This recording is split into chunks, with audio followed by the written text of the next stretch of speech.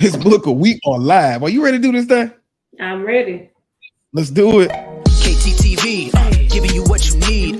Motivation, education unleashed. H-Town representing, we forever keep it rolling. Join the conversation with inspirational stories. Thought-provoking, feel that energy.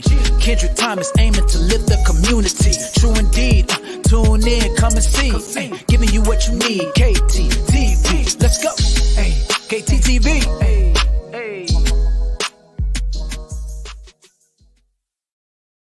What it do, KTTV? This is KT, and I'm coming at you live with another episode of Education Unleashed. And on tonight's episode, I have the coach, the leader, the consultant. Anything else you want to add in there before I shut it down? No.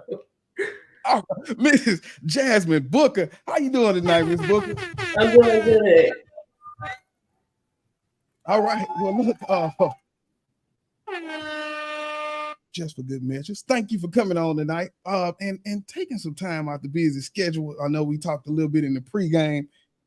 It's been a long one. It's been a long week. But I appreciate you. I don't know what made me say Thursday. I think it was just when my week was ending. But when I tell you the energy it takes to get into this flow right here, right? But that's good though. So I always like to start off before we get into the interview, before we get into the work, by simply just asking you, how have you been and how are you maintaining balance within the work?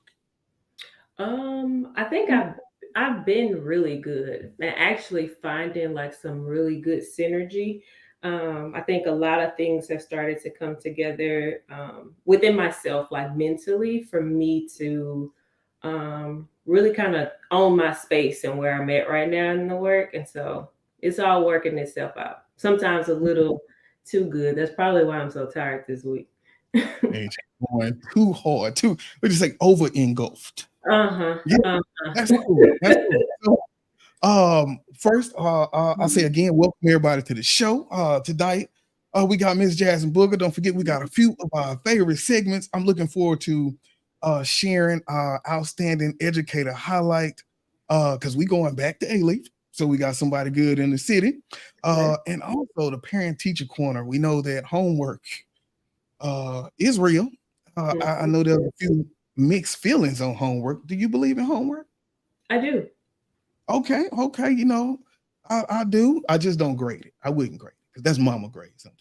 I agree with that, but I do believe that you need the practice. I do agree with that. Yes, you got to get that practice in. So looking forward to talking about that. But from where I'm from, we always like to get right to the money. So I'm looking forward to our conversation tonight. Simply just talking about just the leaders, the mental health. I know you gave us a teaser when we were at Hampton. And so tonight we are back. So once again, thank you for just really sharing how you're feeling.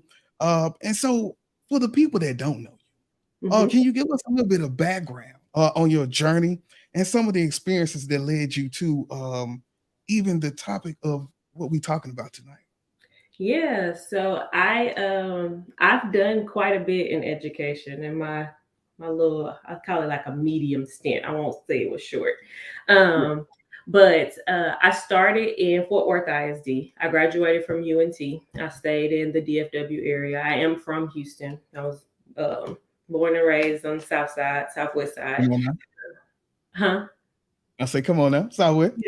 And so I started in Fort Worth. Really ignited a passion for learning. I eventually made my way to Dallas ISD. I did that for a year before I decided to move back home to Houston. When I first got back, I actually worked in A-Leaf ISD for that year, but around that time I had also finished my master's and had just gotten my principal certification. And so I was just itching for my first opportunity to be a leader. And that actually came going to Houston ISD. I worked at Wheatley High School as a science teacher specialist. And it was like my first role, like out of the classroom, strictly around instruction, coaching, those things. And then as quickly as I got into that role, and it didn't even require me to have my principal cert, but they rifted the role within the district. And so I had to scramble again to find another role. And from there, I actually made my way into charter. Once I went into charter, I became a dean. I really, especially because I started teaching in the ISD, we have a lot of misconceptions about how charter schools work and the benefits that they have on communities with Black and Brown students in them. And I actually fell in love with the red tape that charters don't have in comparison to ISDs. And so it actually led me to like seeking out principalship there. I moved to a different charter where I became a principal, and I was a middle school principal for 3 years before I actually burned out of that job and had to like really take a step back. And it was once I reached this like pinnacle, like I felt like from the time I stepped into the classroom when I was in Fort Worth ISD until I stepped out of education as a principal, I was just, that was like the epitome of where I thought that I was going to go. Like I just knew like that was the space where you make change, where you really have an impact on all students in your space.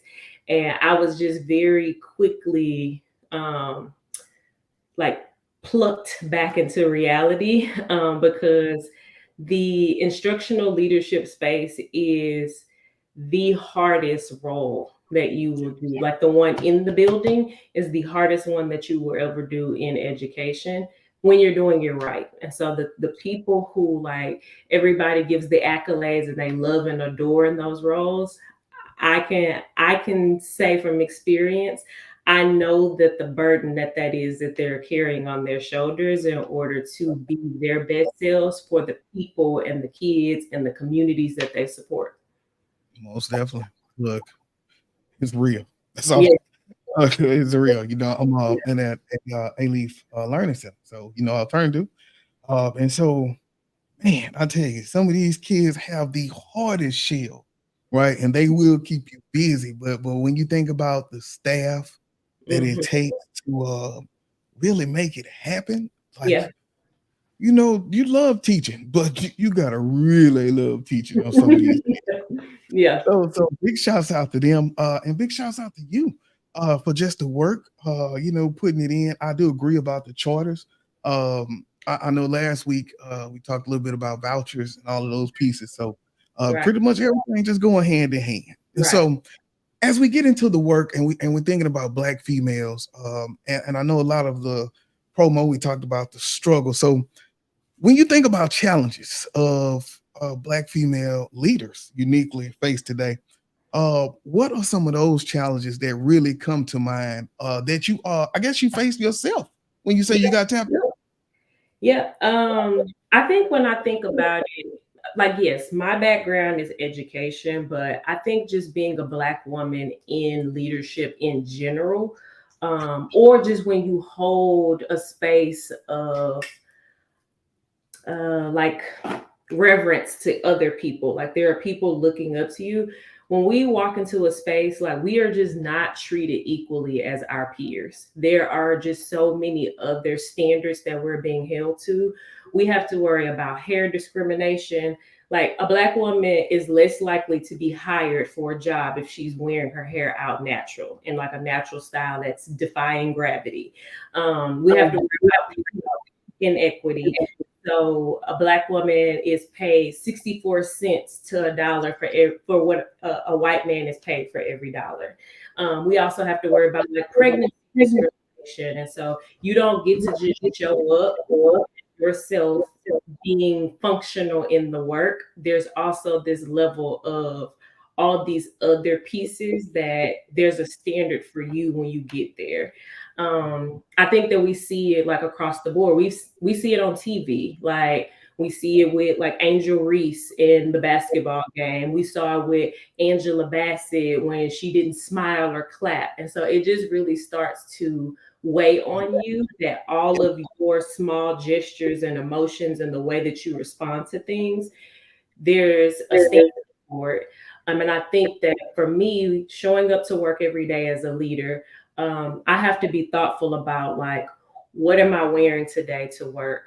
I have to be thoughtful about, is my hair combed? I have to be thoughtful about, like, there's just like not a lot of room for error, even on the basic things. And so when you compile just your appearance, the way that you speak, your tone of voice, like even your emotions, when you feel passionately about something, the level of thoughtfulness that you have to put into responding to things can be very taxing in leadership roles. And so when you couple all of those with, then I also have to actually be knowledgeable and smart enough to do this job. It can really weigh on you. And I know for me, I found myself in a lot of spaces where I had enough energy for one or the other during that time. I either had energy to be good at my job, or I was going to have energy to be like what I needed to be in my personal life. And during that 3-year span, and it didn't start off that way, but by the time we got to COVID, all I had enough energy for was to be like to do my work. Like I missed birthday parties.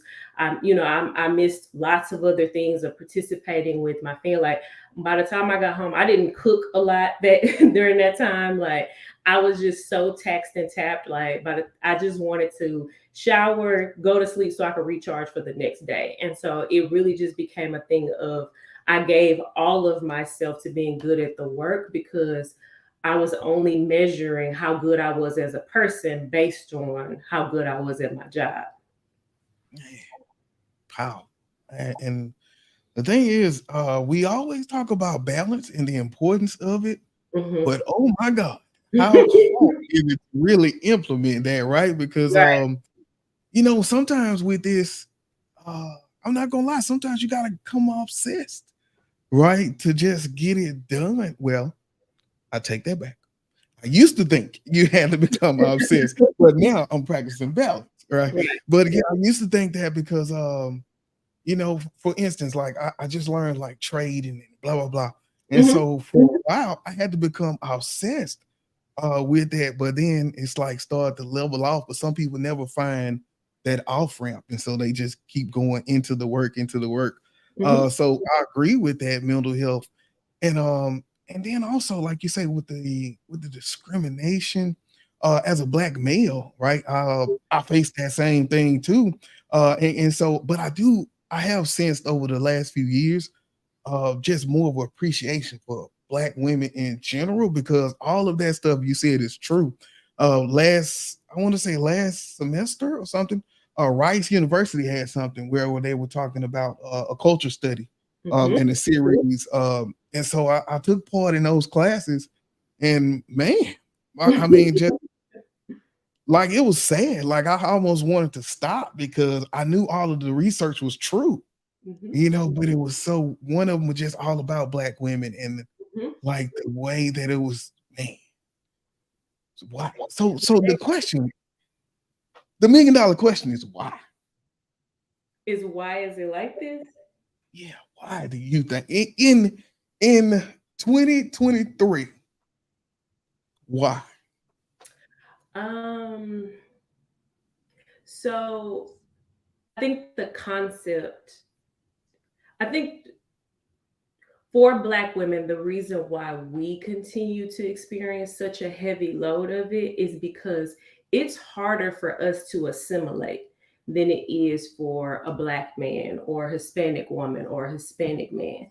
Like as a Black man, like yes, you're Black, but you're still a man. So there are other privileges that are afforded to you that as Black women, our culture, our race, our looks, like all of those things all count against us. And it's just the burden of getting over those is just so much more difficult for us because we have to deal with one, the sexism, and then also like there's this cultural part of us being Black in this space too, and systemically what that means for us. Yeah. And as an educator being in those schools, you see how defined that is even culturally, right? In the way that some students treat their female teachers versus male teachers or even co-workers, right? So Absolutely. most definitely. And so then I think how we solve that problem is become troublemakers. Yeah. When you think about breaking those barriers and just trying to do your part to kind of level the playing field in the world that you can, how do you see that playing out as a professional troublemaker? And what do you call it? Yeah. What do you say it is? So when I say professional troublemaker, the term comes from the book by Lovey Ajayi Jones. She has a book called Professional Troublemaker. She really gave me a name for the behavior I was already displaying. So I just really like it.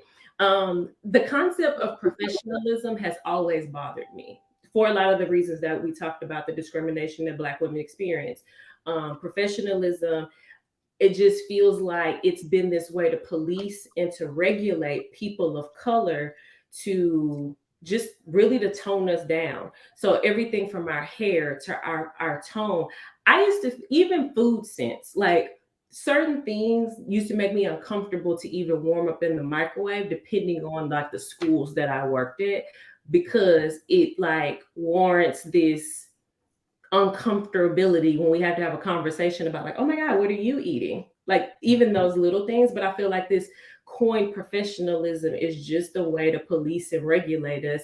And I feel like Black women consistently, not even I feel like, there are studies that show Black women consistently report feeling the least respected in workplaces.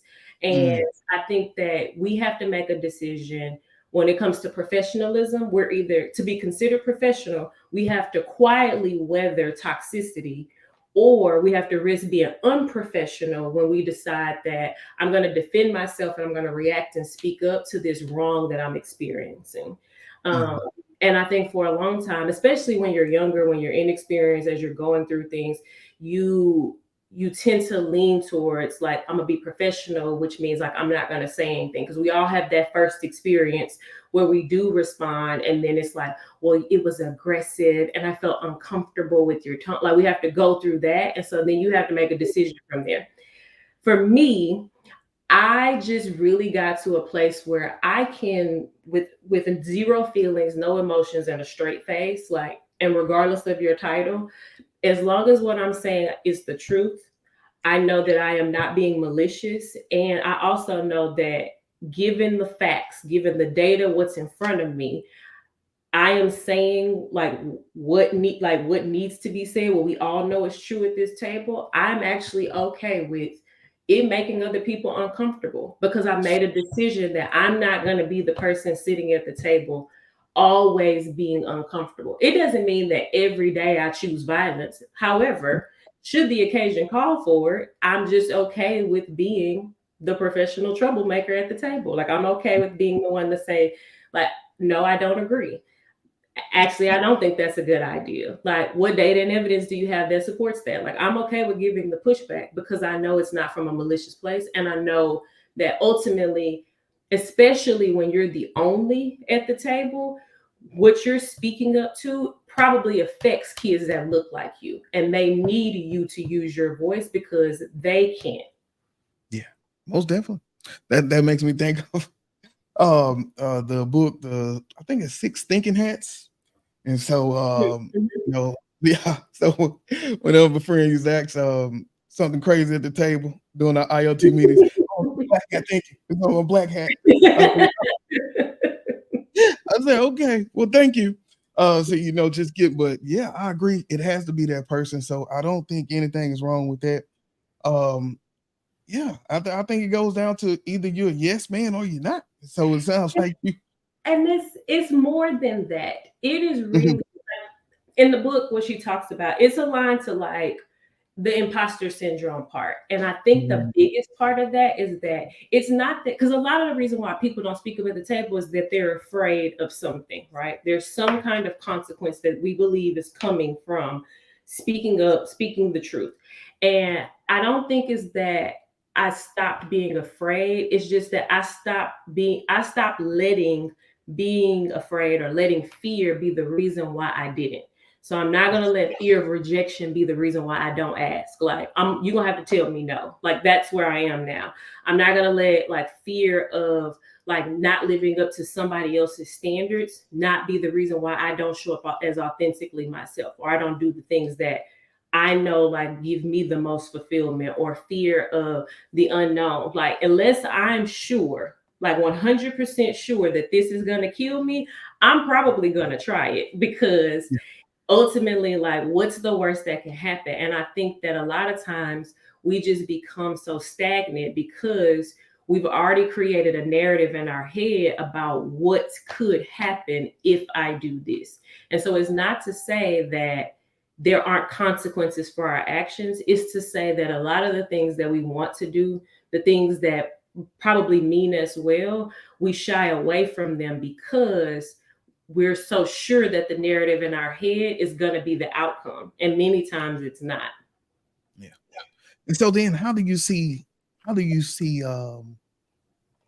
like their problem being addressed, even if it's not in schools, or maybe it's like you're saying, it's that professional setting. I think about my friend Danielle, who wrote the Minority Report, and so she's a chemist, Mhm. right? And so she worked around all these guys, and they would come up and just ask her, can they feel her hair and all these pieces, and so she wrote about it as she quit, right? But it was one of those situations. And so what kind of initiatives or um programs do you think people can put in place to kind of combat things like that? Yeah, it's one of those things like we always talk about, and I've heard and I've watched many women, and actually of different races, talk about this. But when you're sitting at a table, you need to know what your role is at that table. Like it's just about like understanding the dynamics of the people. And so I think that as men coming to a table, you also need to understand the level of privilege that you have in terms of like the authority of your speaking in comparison to when there's women sitting at the table. And how are you when you are sitting next to a Black woman or a woman who is being like over talked, overshadowed? How are you stepping in to say like, oh, I'm sorry, Jasmine, what was that? Like, I heard you saying. Like, how are you using your position to also? So I think that that's a level of it. I also think that the more we just get to a place of, one of the things that we talk about a lot in our workspace is like radical um, uh, um, a comfortable space of feedback, like being an environment of feedback where it's not about attacking you, but everybody being comfortable in a space where things can be addressed. Because the worst thing that can be true is adults all knowing that there's a problem, knowing there's an elephant in the room, and nobody feeling comfortable enough to be able to address that. It speaks to the level of really trust in a space. And like the culture of that space. So I think that a lot of as leaders, the culture that you're building in your space, the types of policies and systems and things that you're putting in place, they start to dictate how your people show up and how they function in terms of like those interpersonal dynamics.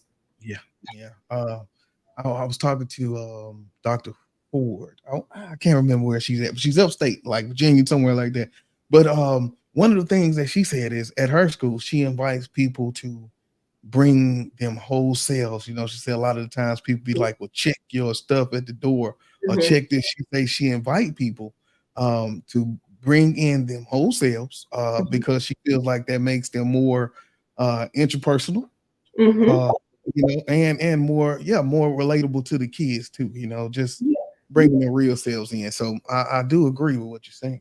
I think that's beautiful. And I think that there are very few of us who are walking into spaces like that, especially because there's our wholesales can, when there's not a lot of us, when we're a minority in spaces, can be too much for some people. Not that we're actually too much, but when you don't understand the cultural dynamics and like where somebody's upbringing and how like they're bringing their personality development into a space, you can almost be the other. And so like it is a blessing to be in a space like that. I think that we saw lots of studies after the pandemic that showed that Black people are thriving in this work from home or this hybrid environment because they were able to be their full selves like at home rather than your representative that you have to show up with. Like I think we do more than just code switching. A lot of us, depending on our environment, do a level of masking that can be exhausting. Oof. Look, I'm telling you, so like this is my second year at the school, and so every morning when I'm coming in, I'm switching from like Kendrick to Mr. Thomas, and so each morning I walk in, I still got my earphones on because it was hard to get to my office, and I haven't transitioned yet, so I don't want to talk yet. So I had to come in and kind of have my earphones and my glasses, and I keep my shades because then people say, okay, well, it works because now nobody talks to me until I come back out the office. But almost that's what you have to do because you do have to, change into that person. And sometimes that does become exhausting, And so, but I'm thankful now that we built that relationship. And so I do get to be a lot of just me and it's not tight. Versus some places when you work in where it's just tight and you, woof, you got to be rigorous all the time. So, all the time. Yeah, so awesome work, very relatable. But I do understand the plight that it is just a little bit different. I had Dr. Iris, she founded Glory Greens. Okay. And so she was on and she was saying even back when she was presenting the company, it was just her talking to a room full of men. And so she didn't even know if they were going to take her serious. Luckily they did, but it was just, she was saying she was the only female and she was presenting like this company of greens and soul food to a bunch of white executives. But hey, she pulled it out, but it still was a big deal. So it's, still the same thing, still the same place. Yeah. Most definitely. So now we talked a little bit about the mental health at the beginning, and you taking that break. And so it's early in the year, but if this was a Harry Wong book, we probably would be in survival right now. So I'm just trying to see, as you think about that work and you're working with leaders, how are you talking to them about their mental health? And specifically, before we even get to mental health, I want to ask that question about women leaders that you're working with. And so as you talk about that work, you're passionate about that feeling. How does that spill over into the conversation that you're having when you're coaching leaders out in the field? One of the things is like, I'm always very empathetic to leaders beyond what the surface level. So I show up as someone's coach, right? And so they're always going to start with all of the things that they're doing for the work. But because I've been there, I've done that, and I know the stresses of it, I know the questions to ask you that really dig down past the moves that you did today to tell me about your data, to tell me about like some system you implemented, to really talk about like what are you struggling with, that the thing that's like got you tossing and turning and keeping you up at night. And so I think that I've just really developed a niche to be able to connect with them and be more empathetic to what they have going on. Like I'm the only person showing up that is not going to ride you about like moving something. Like I'm really the support. And so when I show up, I'm thinking about where I was at certain times of the year, things that I struggled with, and helping them really navigate and to think about those things differently. A lot of times the things that I say, when you're stressed out, the simple fix is usually not what comes to mind immediately. And so I'm there to just be this voice of reason, like, let's just do this one thing and let's start there. And then let's do, like tomorrow we'll worry about the next thing. And I think that that's consistently been a space of comfort for them because I'm there to relieve stress, not to give you one more thing to do. Yeah. And when you're thinking about the coaching And that word, like you say, people think like I'm just another person coming to add something on the plate, Right. give you a hard time. And so I remember when we started working with the Bambrick, and so then we set up like a coaching series. It was like, okay, well, we just had people go back and read definition of coaches. We had them read articles about coaches to be able to change that whole connotation, to be able to say we are the people coming in for the support. You know, I'm not your administrator. So I mean, so yeah, I get it. I get it. And then when you think about that mental health of those leaders, knowing you've seen that tap out, you see how it happens.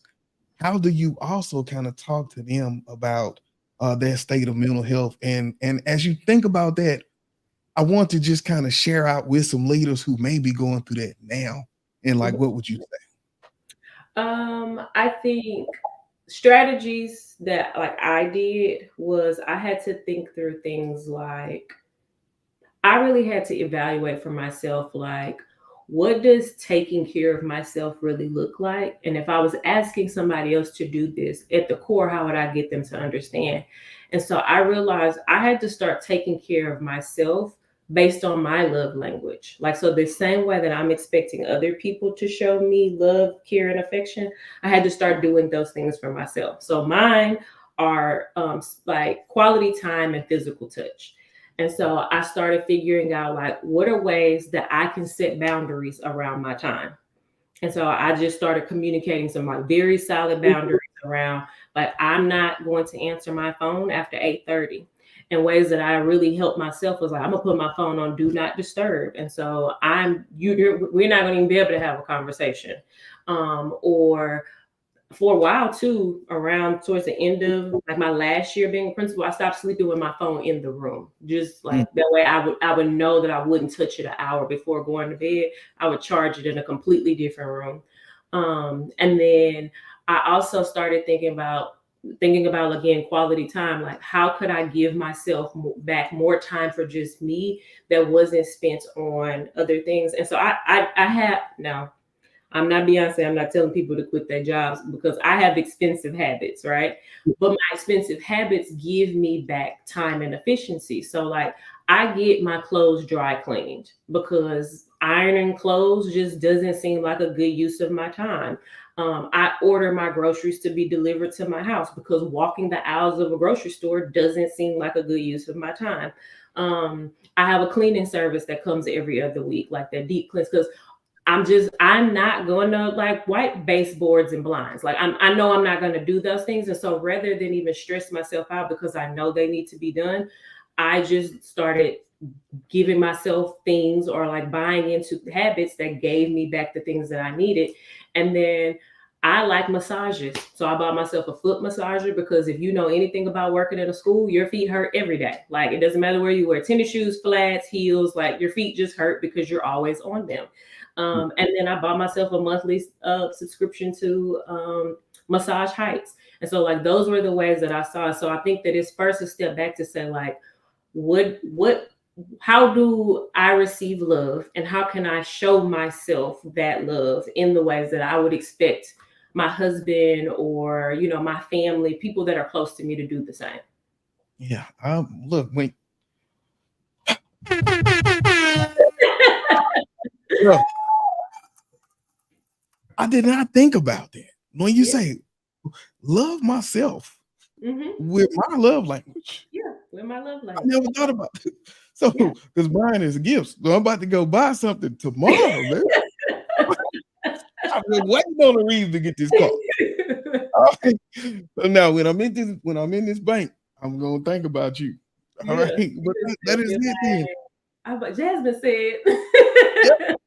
I was trying But to love myself. these are things that I knew about myself. I knew like that makes me happy. I'm like, yes, it does cost me a lot to dry clean and do all these things. But those things in the grand scheme of things, if I had to give up other things to be able to do those, I would because what it provides for my mental health. Like the grocery store thing, as much as I like to cook, not walking the grocery store legit will fix my whole mindset for the day. Like not knowing like I gotta go to the grocery store, let me like write my list. Like not having to do that is a big deal. Man, I think I always thought about trying that because I always want to eat better. Oh boy, it gets me. I think I'm gonna try that this week. What you do, like an iCart or what they call it? I do Shipt. So I use Shipt because it'll shop any of the grocery stores in your area, even like CVS and stuff. It'll shop all of those. But I do Shipt. And the way I cheat too is like, you know, at HEB, you can buy produce that are already chopped and stuff or, you know, picked up. So that way you don't have to worry about, did they pick the right fruit and all of that stuff? I just go to HEB, I'm going to get the chopped stuff. That way I don't have to worry about it. Yeah, let's take all the guesswork out. Man, I love it. I love it. So now as we close out, I wanted to just talk a little bit about this. Thinking about imposter syndrome. So we got Black female leaders who may be dealing with that. When you're doing your coaching and you see that, first off, can you explain what it is? Because I do know some people who don't know what it is, even as we talk about it. And then when you're working with Black leaders or people aspiring to be those leaders, what do you tell them when you kind of see that inside of them? Yeah, so imposter syndrome is something that a lot of us don't realize that we constantly engage in. As a matter of fact, especially in a lot of Black women, I see that as they say things like, oh, I struggle with perfectionism. So imposter syndrome is where you're showing up in a space and you don't actually believe that you're qualified or worthy of being in that space. And so many people will be like, oh no, like I don't think less of myself. But imposter syndrome shows up in ways like this. If you were filling out a job application and there are 10 qualifications, if you realize that you don't meet 3 of these qualifications and then you don't apply for the job, that's imposter syndrome. Because statistically, men will see that they meet 3 of those qualifications and apply. But women, especially Black women, if we don't meet all of them, we just assume that, oh, that means I'm not qualified to do this job. When realistically, you're more than qualified. And even if you didn't know those 3, you could learn. But we won't even push ourselves like beyond that. In our brain, we already told ourselves, oh, I'm not good enough for this. And so it's like those little ways that we are already like counting ourselves out. And so when I see those things in them, like, or we think that a lot of Black women too, that I come across, they think that they are procrastinators. And so I remember having this conversation with somebody one day and they were like, I had 2 weeks and I said I was going to work on this thing the first weekend so that I would be done.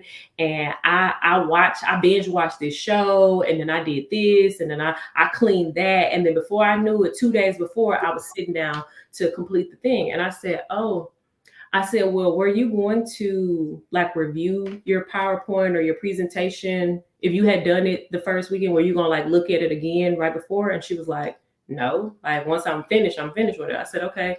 I said, was the presentation quality when you presented it and gave it? She was like, yeah, I got great feedback, survey data, blah, blah, blah. And I said, okay. I said, did you feel guilty about watching the show in the time that you were watching it? Was it not worth your time?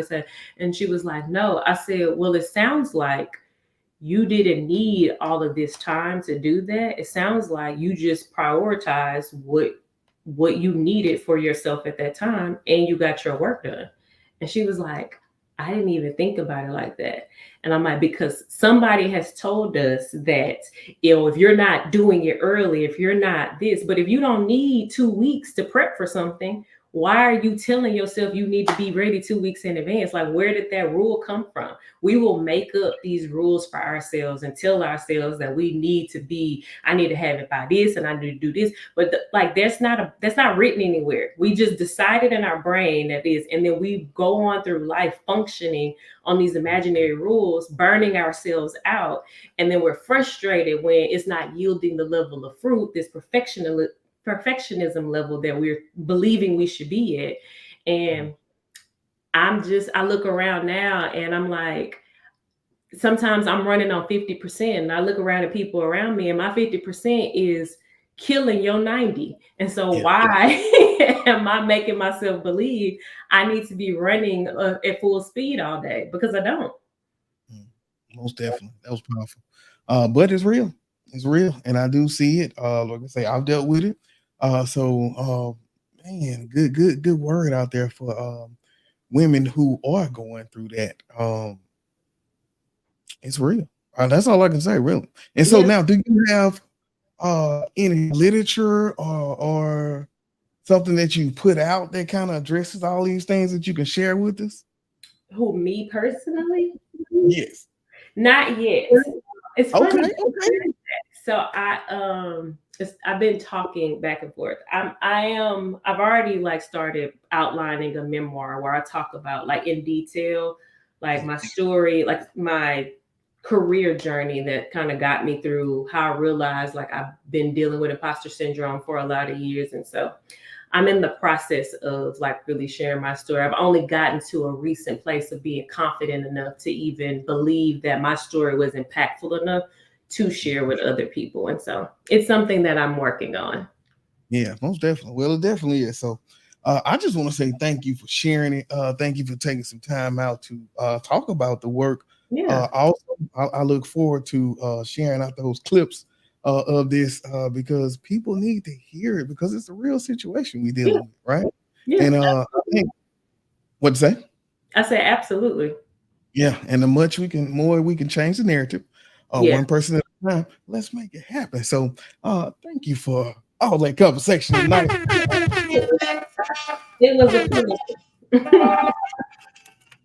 All right, so what we'll do is we got a few minutes. I want to jump into this, so I'm gonna take a quick break, and then when we get back, I'll do my educator rapid fire. Let's get ready to run that thing. So when we get back, I got 10 quick ones. All right, hey y'all, we will be right back. KTTV. You see the drippy, I'm fitted up. Hop in my car and the giddy up. Secure the bag, yeah, I get the bus. Pick it up, pick it up, pick it up. You see the drippy, I'm fitted up. Hop in my car and the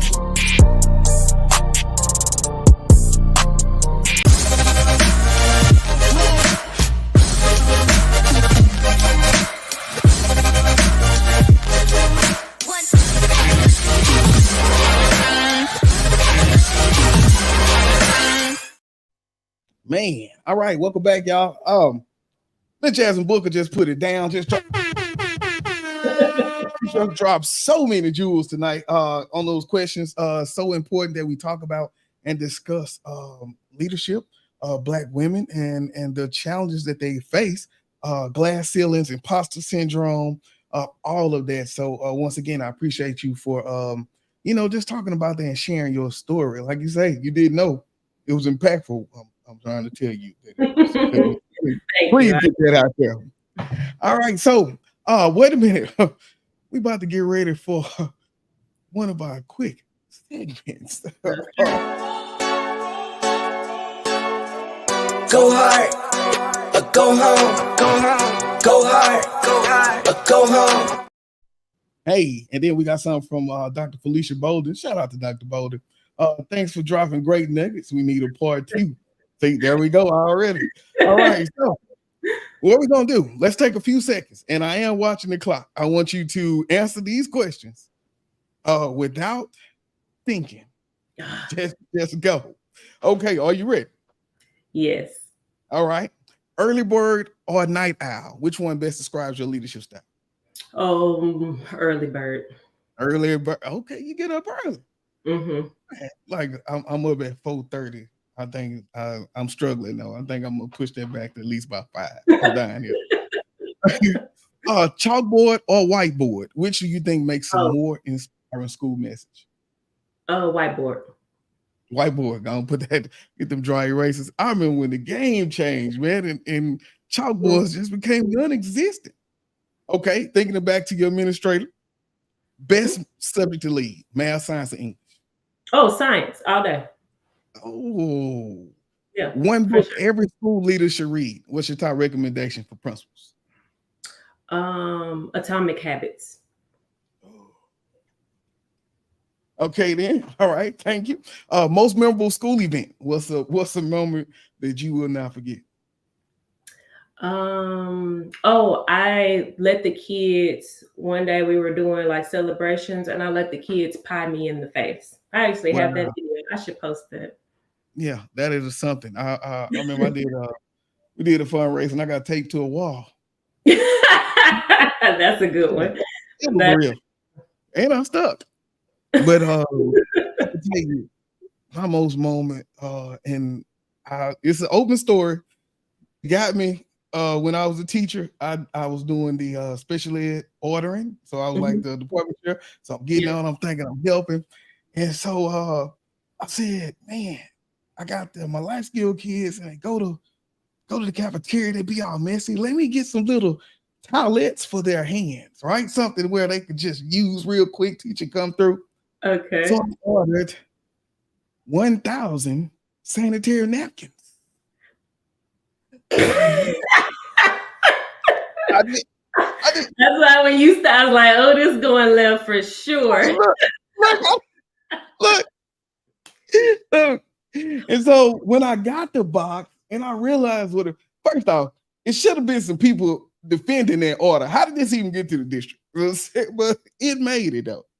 And so they got me when the boxes came in, they set me up. When the boxes came and I realized what they was there to snap a picture. And so for like 3 years, they couldn't on wait. the PowerPoint, they got me like this on the PowerPoint end of the year. As they should, because you need to pay.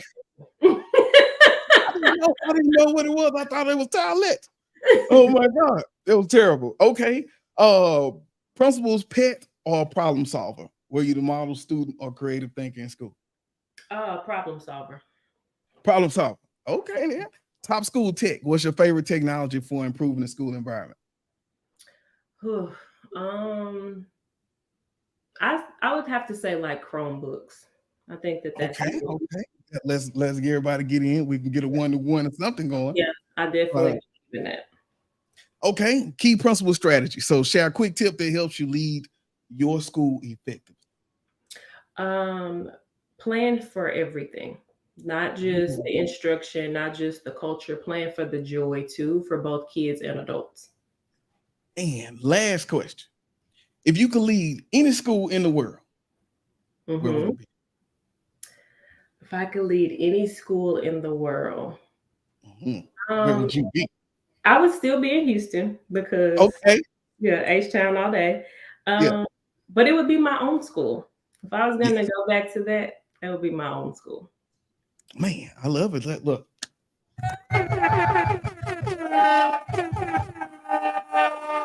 Look, we thank you for going through them questions. I don't know if your story was memorable, worse than mine. I think I will never, ever.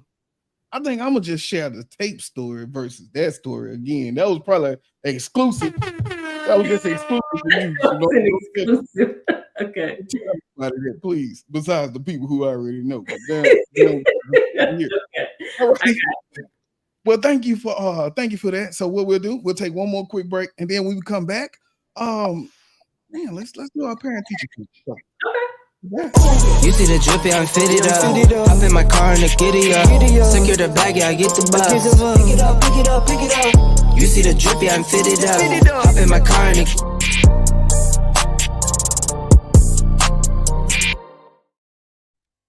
shout out to those commercials just because at kttv.com we sell stuff. And the book is out. So if you have not went and checked out the book, I did put some literature together.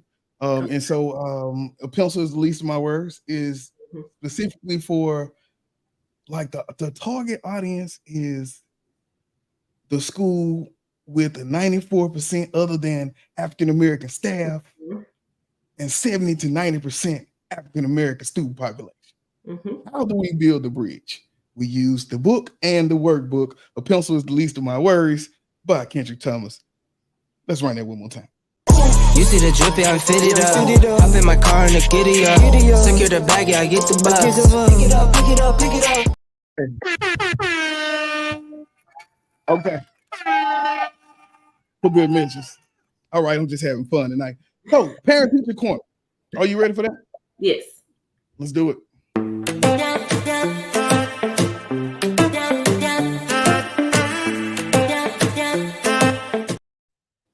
All right, on tonight's Parent Teacher Corner, we are talking about building a positive homework routine. We talked a little bit about homework, and we said it doesn't have to be a nightly battle. It can be productive and enjoyable learning experience for the child. And so I think tonight I'm just going to give a few ways that parents can kind of set that up, thinking about doing 10 years in elementary. Of course, we went back and forth with the homework. And so we came to saying that practice is very important, but we just won't grade it. And so I think you said you agree with that? Yes, I do. I agree with that. Yeah, most definitely. And so what I have are 5 quick ways that parents can create those positive homework routines, just practical steps. And so the first one is, and I think you would agree with this, a consistent homework time. Yes. You know, being in that routine. So choose a specific time of the day when your child can focus and stick to that schedule to create that sense of routine. So what you think about that? Same thing as bedtime. It's the same thing. Man, Yes. on that schedule. Part of your whole like nightly wind down. Yeah. Number 2, designate a homework space. So create a quiet, well-lit workspace that's free from distractions. Ensure all necessary school supplies are readily available. Yep. Most definitely. Now this is the one right here, because if you don't do this, then you're gonna get the game right there. You're gonna get the small handheld game. You're gonna get the phone. Set clear expectations. Let your child know what is expected during homework time, and outline any specific goals or tasks they may need. Okay. Even if they had like a little, depending on what you set up, if you just have it listed out and y'all go through them depending on the age of your child, let's review how do we do this? Yes, absolutely. Most definitely. Break the task into manageable chunks. So help your child break down larger assignments into smaller, achievable parts to reduce the feeling of being overwhelmed. Yes. Yeah, I think that's definitely something for them GT students and all them kids who really get that work on them. Small chunks, man. Offer support and encouragement, which is our last one. So be available to answer questions, provide assistance, and encourage a growth mindset to celebrate their efforts and their success. Yes. Yeah, I think we went through that growth mindset. When I tell you, we spent a few years just really developing that culture. And so being able to see kids who were building out Avid and the growth mindset at the same time, those kids exponentially grew. Yes. Right? Because they just, man, it was fun just watching it. That's why I loved elementary, because you get to see like, man, when you came here, you couldn't even talk when you first came. Right. Now you're fighting on the playground. Yes. But yes, so by following these, parents can create homework routines that support the child's learning and fosters independence and responsibility. Anything you got to add to that? Yeah, I would also say too, what we're seeing in literacy right now, a parent getting the book with their student. So you having a copy, the student having a copy. So even if your kid doesn't have homework, 20 minutes of reading, allow your student to read to you out loud where you follow along in the book. If your kid makes mistakes, correct them, tell them what this word is, and then make them start over from the beginning of that sentence and read it again.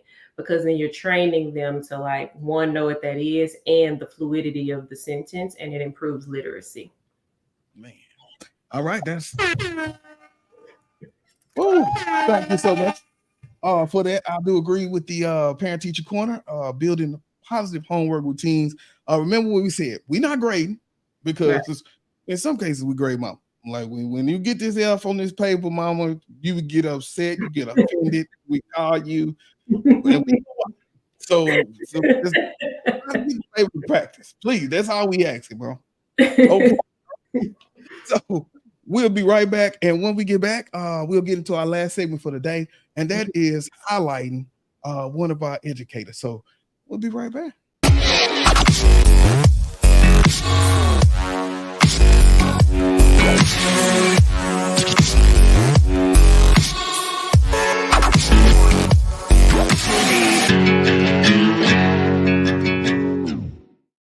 Yes, look, once again, y'all need to go to kttv.com. I told y'all we got all these commercials in here because we sell stuff. So make sure y'all get there. All right, Parent Teacher Corner. I appreciate that. Now, Outstanding Educator Spotlight. Let's do it.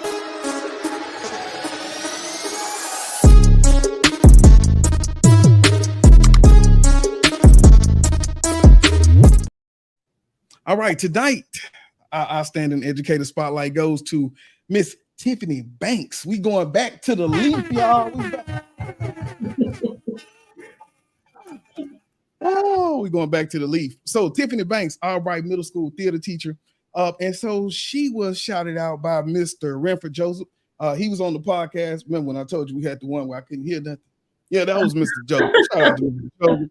Joseph. He is our director of fine arts and A-Leaf ISD. So he was shouting out Miss Tiffany Banks. So man, her get shouted out by the boss. You must doing your thing. Right. All right. And so he says Mrs. Banks was the district's secondary teacher of the year for 22-23. She does an amazing job with her theater students, and she also teaches speech and debate kiddos.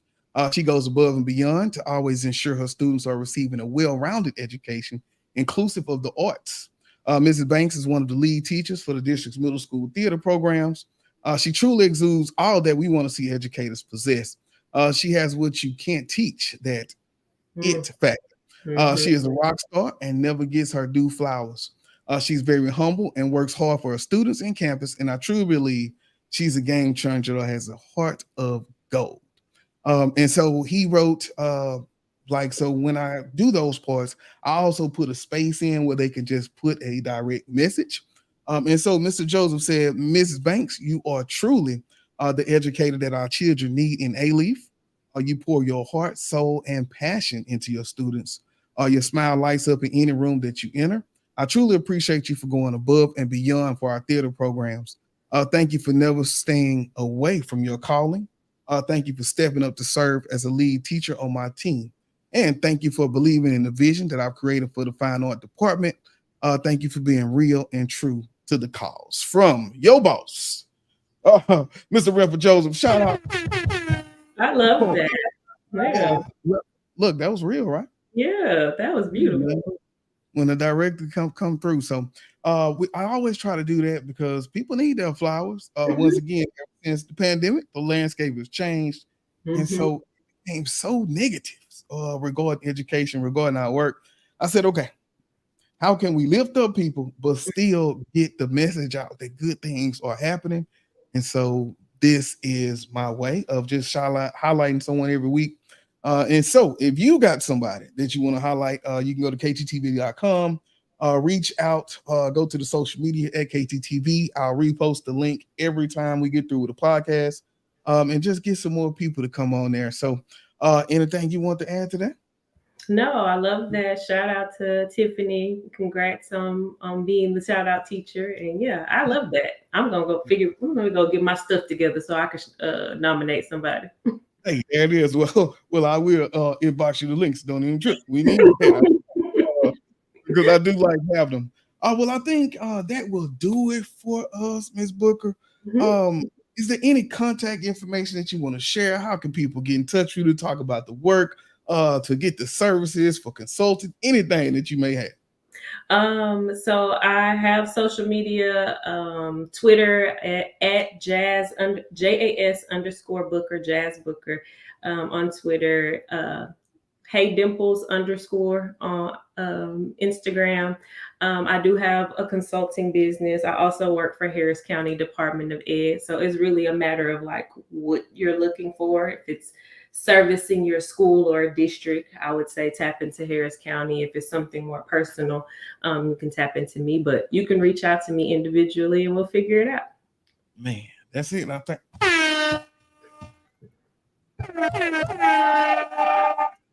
Look, I thank you. I thank you for taking that time out. It was very, very informative. And I do know Harris County is a big part, but I think when we come on and we talk about the work outside of the work, like what a great conversation that we had, just being more relatable, real life. So once again, just thank you for taking this time. I look forward to sharing this out. And I'll get that clip to you in a few minutes, that link to you in a few minutes. I appreciate it. Yeah. All right, y'all. This is KT for KTTV signing out. 100. This is Darnell with Broadcast Houston. This is Dr. Tamara Beckford. Hey, this is Candid. This is London Underwood. This is Kirsten Bass with Inner City Greens, and you're watching. Y'all are now tuned in to KTTV. KTTV. KTTV.